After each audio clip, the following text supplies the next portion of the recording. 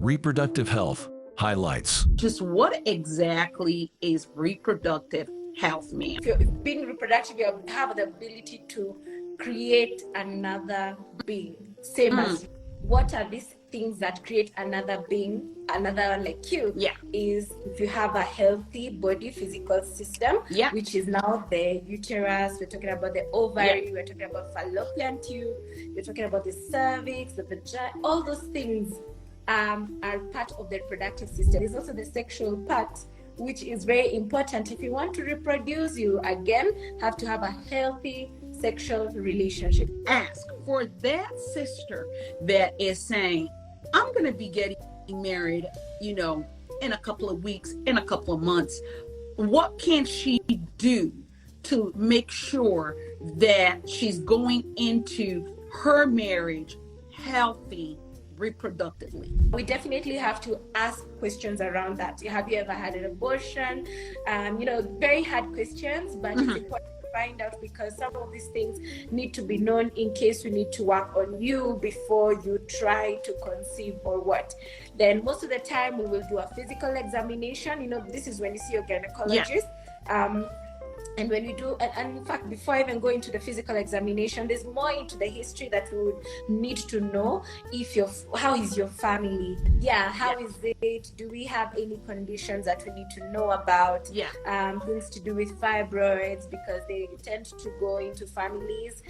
Things to do with ovarian cancer, breast cancers, things that you need to know so that you can be tested for, I had this married lady come over to me and ask for prayer for conception because she felt she was barren.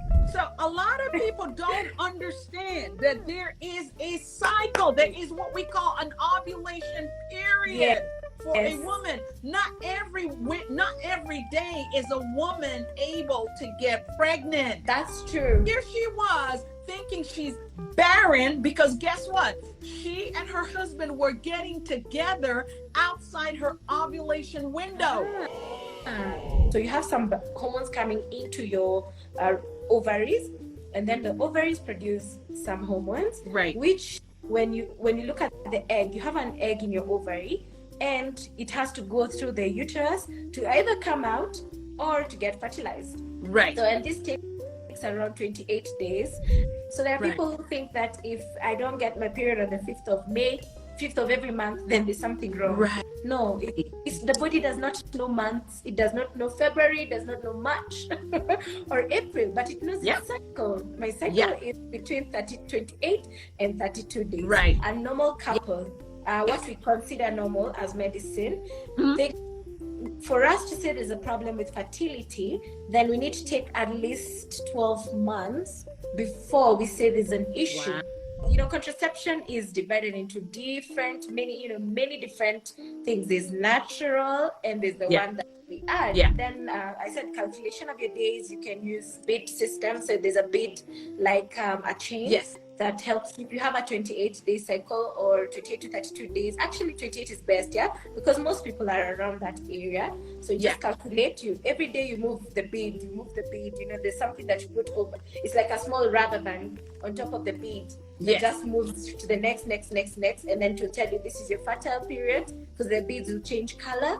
And then the time when your period starts, that's day 1. So if you want the non-hormonal one, then it means we give you options like the intrauterine contraceptive, which is called the IUCD or copper device, or you can use the hormonal version, which does not take the hormones into your body. The hormones remain in the uterus only. Very little goes into your body. It may not change anything. It's the same hormones, so it will just be treated like any other hormone in your body. So the one that's fully non-hormonal is the what we call coil here in Kenya. It's called coil because it has coils around, the copper coils. And so that one, when we put it inside the uterus, it stays there even up to 10 years. And guess what? When we remove it, your fertility goes back to normal. Then you have now the condom.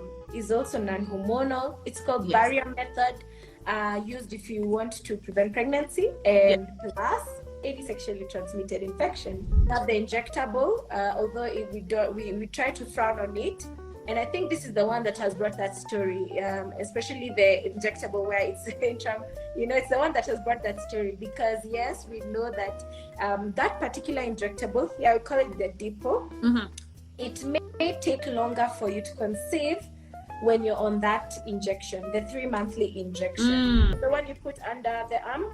Yes. The implant, yes.